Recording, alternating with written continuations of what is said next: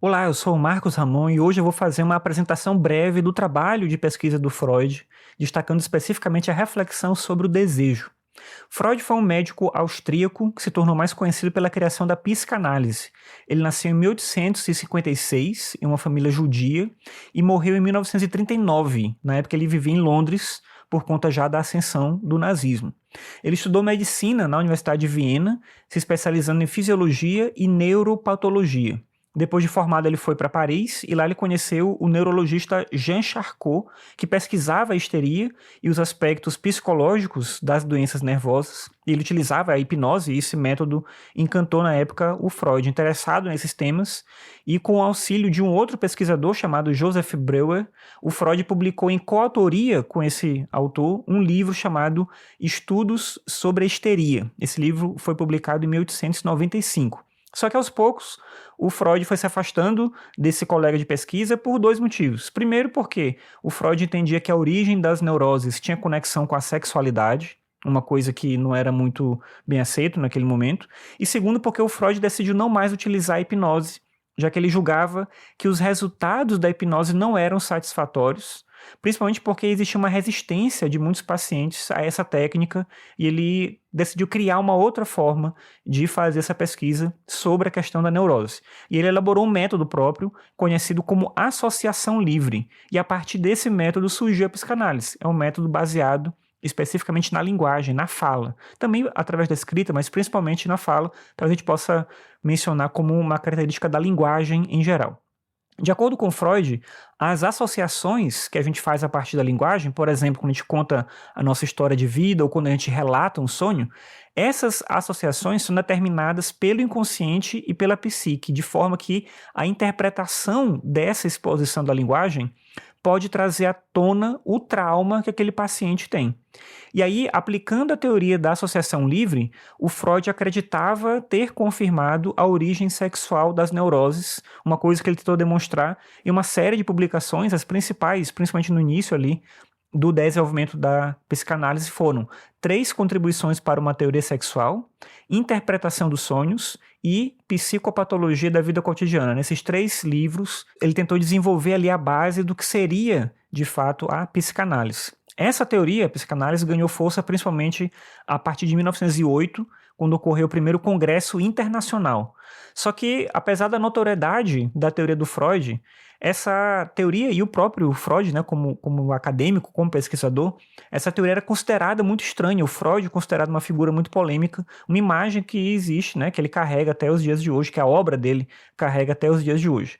Um aspecto importante da teoria do Freud é a tese que envolve a repressão e a libido, e a partir daqui eu vou começar a falar de alguns aspectos da teoria dele. Claro que de maneira bem breve, ele escreveu muito, ele produziu muito, então não teria como fazer isso só numa reflexão rápida como essa que eu estou propondo aqui. Mas de acordo com Freud, o desenvolvimento da sexualidade ocorre em meio ao desenvolvimento moral e social. Então existe um conflito entre os instintos naturais e as normas sociais que são inevitavelmente artificiais, são convenções daquele grupo, daquela comunidade específica. É assim, por exemplo, que o Freud desenvolve a teoria famosa, talvez a mais famosa dele, que é o complexo de Édipo, na qual ele pega emprestada a figura mitológica do Édipo para representar o conflito da criança em relação aos seus pais. Outro ponto definitivo da teoria freudiana é a reflexão sobre a interioridade. No livro Interpretação dos Sonhos, ele vai dizer que existem 4 sistemas da psique humana. O primeiro é o inconsciente, o segundo, o pré-consciente, o terceiro, a censura, e o quarto, a consciência. Existe um caminho do primeiro elemento, do primeiro sistema até o último, que é a consciência, né, do inconsciente até a consciência.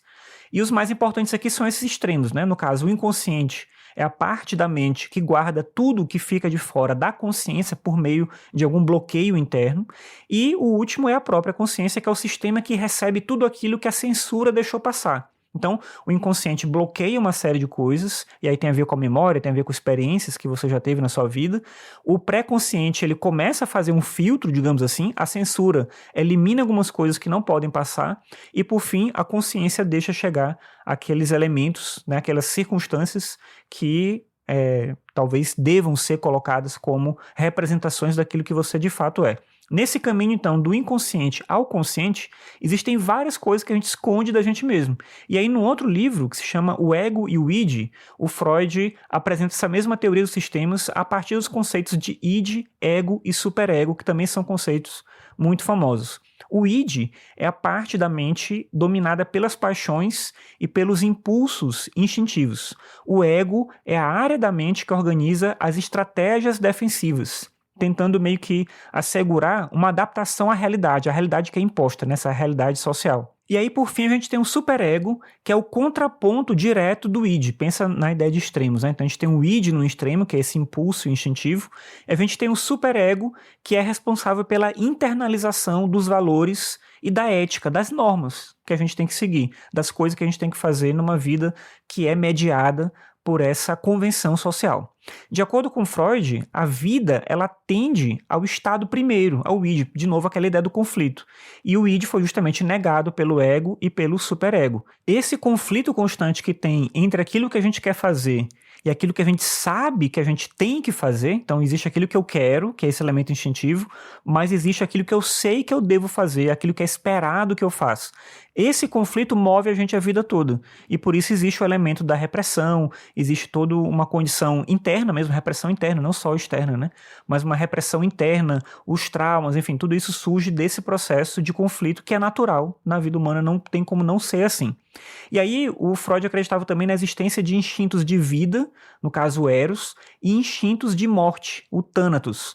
E esse conflito também entre instintos positivos, instintos de criação e instintos de destruição, movem também a sociedade, organizam a sociedade em torno de certas circunstâncias. Por isso que a gente não consegue ter a moralidade sendo assimilada de forma absoluta. A gente não consegue ter uma sociedade em que todo mundo faz o certo. Mas olha só, se do ponto de vista racional, agir corretamente traz mais vantagem para todas as pessoas, e se você conversar, todo mundo vai concordar com isso, que fazer o certo vai ser melhor para todo mundo, a gente vai ter menos crime, a gente vai ter menos violência, a gente vai ter menos problemas de convivência, então por que todo mundo não simplesmente faz o que é certo? Não seria mais simples? Então, racionalmente é. Só que a resposta do Freud é que a gente não consegue seguir isso porque a gente não é só razão, a gente não é só racionalidade. E isso é uma coisa que pode ser constatada pelas inúmeras ações e desejos que a gente tem e que possuem base em estados inconscientes. Muitas vezes a gente faz coisas que a gente racionalmente, depois pensando, refletindo, a gente julga que não deveria fazer. E por que a gente fez? A gente fez porque se trata de um impulso que vem ali do inconsciente. Só que vale dizer que a existência do inconsciente, que inclusive é uma coisa complicada de se demonstrar, né, de se discutir do ponto de vista científico, é importante dizer que a teoria do Freud nunca foi muito bem aceita como uma teoria científica, ela tem um caráter muito próprio aí de uma reflexão filosófica, mas enfim, né, imaginando a existência do consciente, existindo o inconsciente, isso não tira do indivíduo a responsabilidade pelos atos que ele comete, pelas coisas que ele faz. Apenas contextualiza a ideia de que nem sempre a gente age por decisões que seguem à risca a lógica e o planejamento. Mas mesmo quando eu faço algo que, refletindo depois, eu percebo que eu não deveria ter feito, fui eu que fiz, logo eu tenho sim que ser responsabilizado. A existência do inconsciente não é uma desculpa, né? Não era essa a ideia do Freud com a elaboração da teoria.